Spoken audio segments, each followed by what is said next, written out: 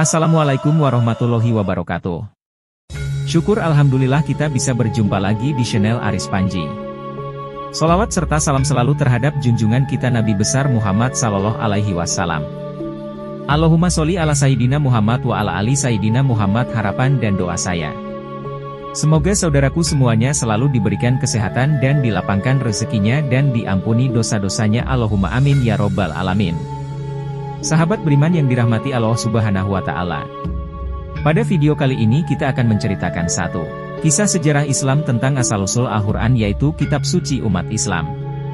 Kitab suci umat Islam ini ternyata melalui proses yang sangat-sangat panjang untuk bisa sampai ke tangan kita dan bisa kita baca sekarang ini. Dimulai dari turunnya Al-Quran dari Lauh Mahfud ke langit dunia, lanjut lagi dari langit dunia turun ke Nabi Muhammad Shallallahu Alaihi Wasallam. Dan terakhir yaitu proses pembukuan mushaf Al-Quran pada masa Khalifah. Baik, langsung saja kita masuk ke cerita tentang asal-muasal dari Al-Quran ini. Yang pertama akan kita bahas bagaimana kisah turunnya Al-Quran ke Lauh Mahfud. Seperti yang kita ketahui bahwa Al-Quran adalah kitab suci agama Islam. Al-Quran ini berisi kalam Allah atau perkataan Allah yang diturunkan kepada Nabi besar kita, yaitu Nabi Muhammad Shallallahu Alaihi Wasallam melalui perantara malaikat Jibril. Dan sebenarnya Al-Quran ini juga termasuk salah satu mukjizatnya Nabi Muhammad Shallallahu Alaihi Wasallam. Dengan adanya Al-Quran kita dapat memiliki pedoman untuk semua aspek kehidupan baik di dunia maupun di akhirat nanti.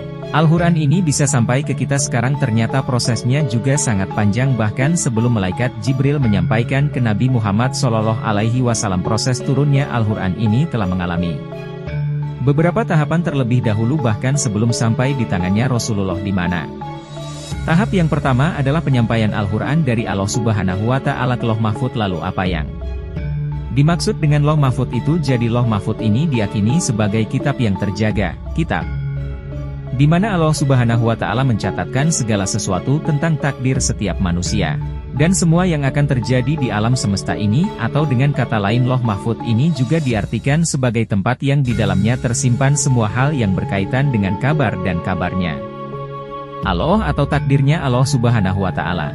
Para ulama meyakini bahwa Allah Subhanahu wa Ta'ala menurunkan Al-Quran ke Lauh Mahfud ini dengan cara sekaligus, jadi langsung diturunkan semuanya, mulai dari surah Al-Fatihah sampai surah An-Nas. Tetapi yang perlu kita garis bawahi di sini adalah tidak ada yang tahu pasti mengenai kapan dan bagaimana Allah Subhanahu wa Ta'ala menurunkan Al-Quran ke sana, dan hal ini sepenuhnya menjadi rahasia Allah Subhanahu wa Ta'ala. Karena Lauh Mahfud itu sendiri merupakan alam yang tidak dapat dijangkau oleh manusia, jadi kita ini tidak wajib mengetahuinya, tetapi kita wajib mempercayainya. Sobat Aris Panji yang Allah muliakan, singkat cerita, setelah Al-Quran ini berada di Lauh Mahfud, proses selanjutnya adalah Al-Quran diturunkan ke Bait Al-Izzah. Para ulama menyebutkan bahwa Bait Al-Izzah ini adalah langit yang paling bawah atau langit dunia, yaitu langit yang bisa kita lihat sekarang ini, dan proses ini termuat di dalam 3 ayat. Yang pertama adalah surah Ad-Duhan ayat ketiga, yang artinya sesungguhnya kami menurunkannya pada malam yang diberkahi, dan sesungguhnya kamilah yang memberi peringatan. Ini merupakan surat pertama, dan di surat kedua yaitu surat Al-Qadar ayat 1 yang artinya sesungguhnya kami telah menurunkannya pada malam kemuliaan. Terus di surah ketiga adalah ada di surah Al-Baqarah ayat 185 yang artinya beberapa hari yang ditentukan itu adalah bulan Ramadan, bulan yang di dalamnya diturunkan permulaan Al-Quran. Nah, dari 3 ayat tadi pasti kita sudah bisa menebak kapan waktunya Allah Subhanahu wa Ta'ala menurunkan Al-Quran dari Lauh Mahfud ke Bait Al-Izzah atau ke langit dunia ini, dan proses ini terjadi pada satu malam yang sangat mulia di bulan Ramadan, yaitu malam Lailatul Qadar. Seperti yang kita tahu bahwa malam Lailatul Qadar ini adalah malam di mana pahala dan ibadah kita akan dilipat gandakan oleh Allah Subhanahu wa Ta'ala, dan sesuai dengan janji Allah kepada siapa saja mereka yang beribadah di malam Lailatul Qadar, maka keutamaannya setara dengan ibadah selama 1000 bulan. Tetapi bagaimana detail proses turunnya Al-Quran pada malam Lailatul Qadar juga merupakan rahasia Allah Subhanahu wa Ta'ala. Bahkan Allah juga tidak ngasih tahu kapan pastinya Lailatul Qadar ini terjadi. Agar selama Ramadan ini kita semangat berlomba-lomba di dalam ibadah, tapi dalam hal ini para ulama meyakini kalau turunnya Al-Quran dari Loh Mahfud ke langit dunia ini juga terjadi secara sekaligus atau utuh, yaitu langsung dari surat pertama sampai ke surat terakhir. Hal itu disebabkan karena dalam tahapan ini turun dari Loh Mahfud ke langit dunia ini tidak ada faktor lain yang membuat Al-Quran harus turun secara bertahap, jadi sudah langsung semuanya saja. Terus ayat-ayat suci Al-Quran ini baru diturunkan secara bertahap ketika memasuki proses berikutnya, yaitu dari langit dunia turun ke junjungan kita Nabi Muhammad SAW dengan perantaranya malaikat Jibril. Nah teman-teman, sekarang kita akan bahas bagaimana kisah turunnya Al-Quran dari langit dunia ke Rasulullah SAW. Nah berbeda dengan proses turunnya Al-Quran ke Loh Mahfud yang dipercaya terjadi secara sekaligus, proses turunnya Al-Quran ke Nabi Muhammad SAW terjadi sedikit demi sedikit dan juga secara bertahap. Ayat yang turun juga tidak berturut-turut dari surat Al-Fatihah sampai surat An-Nas.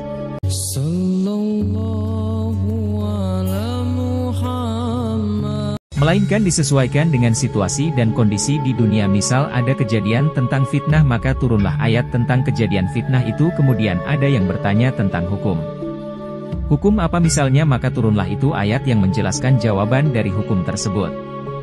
Kemudian ada kesalahpahaman tentang pemikiran misalnya, maka turunlah ayat yang akan meluruskan tentang pemikiran itu. Intinya ayat-ayat suci Al-Quran ini diturunkan ke Nabi Muhammad SAW disesuaikan dengan kebutuhan dan situasi pada saat itu. Nah dalam sejarah turunnya Al-Quran ini terbagi menjadi dua periode, yaitu periode pertama sebelum Nabi Muhammad SAW hijrah, yang mana saat itu Rasulullah masih tinggal di Mekah, dan periode setelah Nabi Muhammad SAW hijrah ke Madinah. Oleh karena itu ayat-ayat suci Al-Quran ini juga terbagi menjadi dua jenis, yaitu ayat Makkiyah, yaitu ayat yang turun di Mekah, dan yang kedua adalah ayat Madaniyah, yaitu ayat-ayat yang turun di Madinah.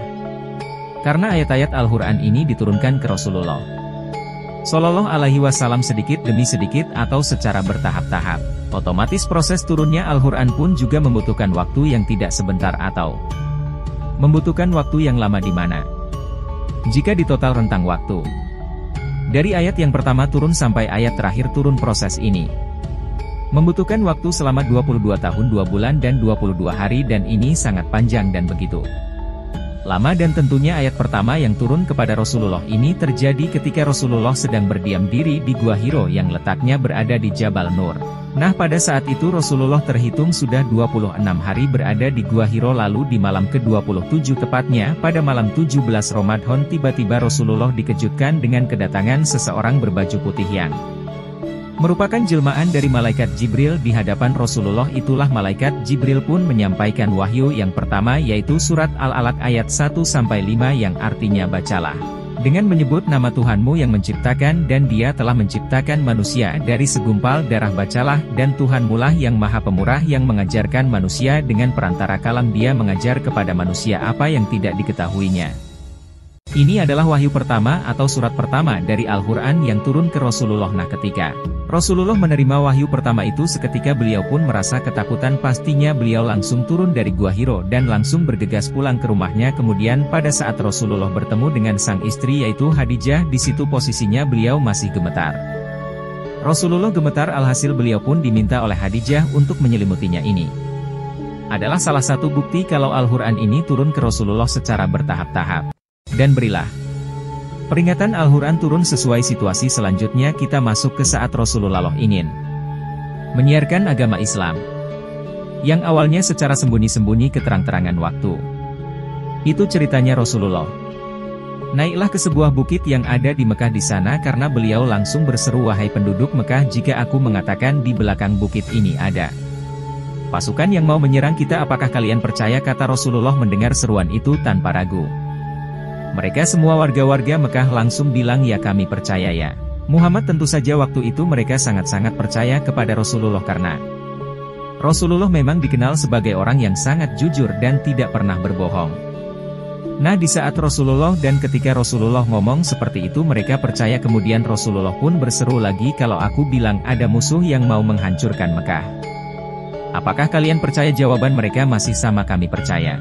Karena kami tahu kau adalah orang yang jujur dan dapat dipercaya. Dan setelah itu barulah Rasulullah bilang, jika aku katakan bahwa aku sudah menerima wahyu dari Jibril dan aku sudah diutus menjadi nabi, apakah kalian percaya? Tanya Rasulullah. Mendengar perkataan itu barulah orang-orang yang ada di sana memberikan respon yang berbeda-beda.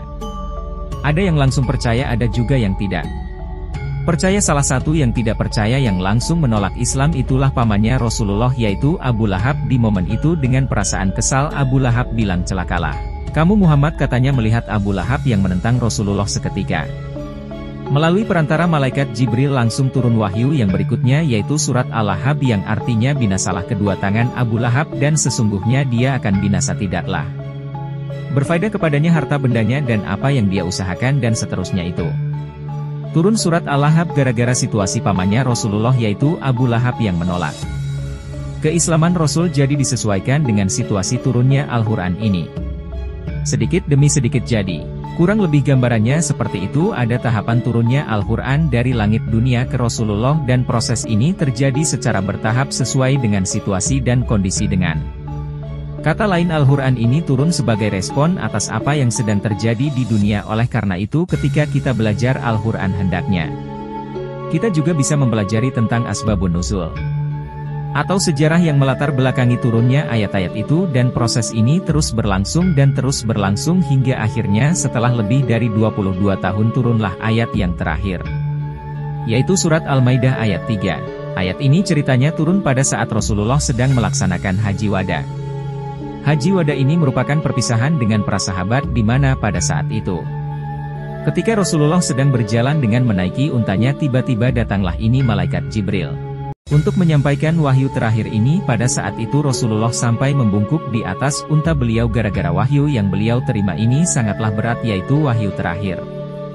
Bahkan saking beratnya seorang sahabat bercerita bahwa pada saat itu untanya Rasulullah hampir oleng gara-gara tidak mampu menopang tubuhnya Rasulullah yang sedang membungkuk. Terus pertanyaannya, surat Al-Maidah ayat 3 itu isinya tentang apa dan kenapa sampai seberat itu? Jadi pada surat Al-Maidah ayat 3 ini bersih tentang hukum-hukum Islam, beberapa di antaranya yaitu larangan mengundi nasib dan juga larangan memakan makanan haram semacam bangkai, darah dan juga babi, atau juga hewan yang mati tercekik, ada lagi hewan yang mati tertanduk, binatang buas dan lain-lain. Dan selain itu ayat ini juga bercerita tentang keputusasaan orang kafir yang berusaha mengalahkan agama Islam. Karena pada saat itu Islam ini sudah meraih kemenangan, dan ayat ini turun menjadi salah satu pertanda yang menunjukkan bahwa agama Islam telah sempurna, sehingga setelah ini tidak akan ada lagi ayat yang turun sudah habis dan sudah selesai. Dan sedihnya adalah dengan turunnya ayat itu atau ayat terakhir ini, itu juga menjadi pertanda bahwa sebentar lagi Rasulullah akan segera berpulang ke sisi Allah Subhanahu wa Ta'ala, karena semua ayat sudah turun dan Islam sudah sempurna, berarti tugas Rasulullah sudah selesai setelah semua ayat Al-Quran sudah selesai turun. Terus bagaimana akhirnya ayat Al-Quran terkumpul sedikit demi sedikit ini menjadi sebuah buku ataupun menjadi sebuah kitab. Nah, sekarang akan kita bahas bagaimana kisah pembukuan Al-Quran di zaman Khalifah. Sobat Aris Panji yang dimuliakan Allah, melihatkan ketika Rasulullah masih hidup, Al-Quran ini belum dibukukan ke dalam bentuk mushaf atau kitab seperti yang kita tahu sekarang. Hal ini terjadi karena Al-Quran ini turun secara bertahap selama lebih dari 22 tahun, makanya sangat-sangat wajar jika pembukuannya baru bisa dilakukan setelah ayat Al-Quran turun semuanya. Jadi menunggu lengkap dulu, tetapi meskipun belum dibukukan pada masa itu, ayat-ayat Al-Quran ini sudah mulai ditulis secara terpisah pada zaman Rasulullah masih hidup. Dan untuk menuliskan ayat-ayat sejak Al-Quran itu, Rasulullah pun menunjukkan beberapa orang kepercayaan beliau seperti Zaid bin Thabit, Ali bin Abi Thalib, Muawiyah bin Abi Sufyan dan Ubay bin Ka'ab. Jadi setiap kali malaikat Jibril ini datang menyampaikan wahyu kepada Rasulullah, Rasulullah akan membacakannya secara langsung di hadapan para sahabat tadi, dan berulang setelah itu mereka berempat ini mulai menulis sesuai dengan apa yang disampaikan oleh Rasulullah Shallallahu Alaihi Wasallam. Jadi media yang mereka pakai untuk menulis ayat-ayat Al-Quran ini macam-macam. Ada berupa pelepah kurma, lempengan batu, daun lontar, kulit kayu dan juga potongan tulang binatang. Selain dalam bentuk tulisan yang terpisah-pisah. Sallallahu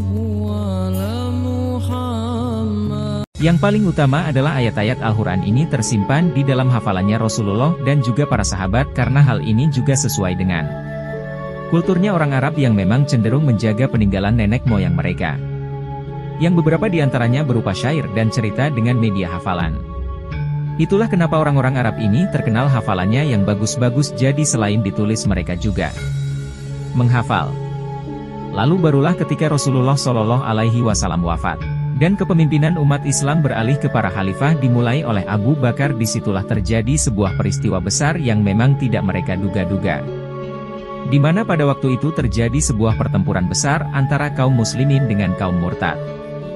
Yaitu pengikutnya Nabi palsu. Nabi palsu ini namanya Musailamah bin Al-Hanzab. Perang ini terjadi pada tahun ke-12 Hijriah di daerah Yamamah. Nah, dari peperangan itu 70 orang sahabatnya Rasul penghafal Al-Quran gugur sebagai syuhada di sana, dan hal itulah yang membuat Umar bin Khattab khawatir dengan masa depan Al-Quran. Waktu itu beliau mikir kalau para sahabat penghafal Al-Quran meninggal dan nantinya akan habis. Lalu siapa yang akan menjadi hafalan ataupun yang menjaga hafalan Al-Quran? Bagaimana nanti Al-Quran akan sampai ke umat Islam di generasi-generasi selanjutnya? Paniklah Umar karena hatinya terus merasa khawatir dengan hal itu. Maka Umar bin Khattab pun akhirnya cerita kepada khalifah pada saat itu, yaitu Abu Bakar. Dalam curhatannya itu Umar bin Khattab pun mengusulkan satu solusi, yaitu mengumpulkan ayat-ayat Al-Quran dan menuliskannya menjadi satu kitab itu. Usulan dari Umar bin Khattab. Mendengar saran dari Umar bin Khattab, waktu itu Abu Bakar tidak langsung menyetujui. Ragu pada waktu itu karena untuk hal ini atau untuk hal pembukuan Al-Quran belum pernah dilakukan di masa ketika Rasulullah hidup. Padahal seperti yang kita tahu, semua perilaku Rasulullah adalah pedoman untuk kita jaga. Kalau misalnya Rasulullah pernah melakukannya, maka kita juga harus melakukannya, tetapi begitu juga sebaliknya. Jika Rasulullah Shallallahu Alaihi Wasallam tidak melakukannya, maka sebaiknya juga kita tidak melakukannya. Nah, karena Abu Bakar ragu, Abu Bakar bilanglah kepada Umar, bagaimana aku harus memperbuat sesuatu yang tidak pernah dilakukan oleh Rasulullah, kata Abu Bakar. Melihat keraguan dalam hati sahabatnya Abu Bakar, Umar pun menjawab, tenanglah wahai Abu Bakar. Demi Allah, ini adalah perbuatan yang sangat-sangat baik dan terpuji, kata Umar bin Khattab yang berusaha untuk meyakini Abu Bakar. Dan setelah diyakini oleh Umar bin Khattab, akhirnya Abu Bakar pun setuju dengan ide pembukuan ayat-ayat Al-Quran. Singkat cerita, untuk memulai proses pembukuan ini, Abu Bakar pun memanggillah seorang sahabat, yaitu Zaid bin Thabit, dan salah satu sahabat yang memang juga ditunjuk oleh Rasulullah Shallallahu Alaihi Wasallam untuk menjadi juru tulis Al-Quran. Pada saat itu Abu Bakar memilih Zaid karena menurut Abu Bakar Zaidlah yang sangat-sangat mampu di bidang qiraat, hafalan, penulisan, pemahaman Al-Quran. Bahkan juga Zaid ini hadir dalam pembacaan Al-Quran yang terakhir dari Rasulullah Shallallahu Alaihi Wasallam. Waktu ayat terakhir turun, Zaid dibacakan langsung oleh Rasulullah kemudian di hadapan Zaid bin Syabit. Abu Bakar pun menyampaikan rencana tersebut. Rencana untuk mengumpulkan ayat-ayat Al-Quran dan menuliskannya ke dalam satu kitab yang utuh. Dalam rencana yang sangat mulia ini, Zaid bin Syabit lah yang ditunjuk menjadi penanggung jawabnya langsung. Maka dari itu Zaid bin Syabit pun juga dikenal sebagai sahabat Nabi yang menjadi penulis wahyu. Maka setelah mendapatkan amanah dari Abu Bakar, Zaid bin Syabit pun mulai mengumpulkan ayat-ayat Al-Quran untuk dibukukan di sini. Beliau menempuh dengan dua cara. Pertama, beliau mengumpulkan ayat-ayat yang memang pernah ditulis oleh para sahabat yang lain di hadapan Rasulullah, dan yang kedua adalah Zaid bin Syabit mengumpulkan ayat-ayat Al-Quran. Berdasarkan dari hafalannya para sahabat, ada yang ditulis, ada yang dihafal. Kemudian untuk menjaga agar ayat-ayat Al-Quran yang beliau kumpulkan ini adalah asli dan betul, Zaid bin Syabit pun selalu menghadirkan sedikitnya dua saksi. Minimal harus ada dua orang saksi atau dua orang yang bersaksi bahwa mereka pernah melihat ayat itu dan pernah dicatat di hadapan Rasulullah, dan juga ada minimal dua orang yang bersaksi bahwa benar sahabat ini atau anggaplah si fulan ini pernah menghafal Al-Quran langsung bersama Rasulullah. Jadi ada dua saksi yang pernah dicatat, ada juga dua orang saksi yang melihat langsung kalau surat itu adalah dihafal oleh si fulan atau si sahabat. Jadi betul-betul ketat untuk bisa menjaga keautentikannya Al-Quran. Akhirnya singkat cerita, proses pembukuan yang dilakukan oleh Zaid bin Syabit pun tentunya tidak membutuhkan waktu yang tidak sebentar. Prosesnya juga ternyata tidak selesai di masa Khalifah Abu Bakar, tidak selesai juga di masa Umar. Proses pembukuan Al-Quran tersebut berlanjut dan akhirnya selesai di masa Khalifahnya Utsman bin Affan, Khalifah ketiga setelah Khalifah Abu Bakar dan juga Umar bin Khattab. Akhirnya selesailah Al-Quran ini dan menjadi satu kitab yang kita pegang sampai sekarang, juga sebenarnya pada masa pemerintahan Utsman bin Affan. Ternyata mulai muncul lagi beberapa keberagaman dalam pembacaan Al-Quran dan hal ini terjadi karena memang penghafal Al-Quran sudah semakin banyak dan juga tentunya berasal dari daerah dan suku yang berbeda-beda, makanya itulah karena daerahnya berbeda-beda makanya otomatis dialeknya juga berbeda-beda dan dialek yang beragam ini juga sempat membuat Utsman bin Affan khawatir. Beliau takut nantinya keberagaman ini yang akan membuat umat Islam di generasi selanjutnya jadi malah bingung akhirnya karena perasaan khawatir itu Utsman bin Affan pun langsung mengambil kebijakan dengan cara membuat standarisasi dalam penulisan Al-Quran pada masa itu. Kebijakan inilah yang menjadi standar yang sangat baku dan harus dipenuhi dalam proses penulisan mushaf Al-Quran standar. Ini disebut sebagai cara penulisan Utsman bin Affan dan dianggap sebagai cara yang paling sah.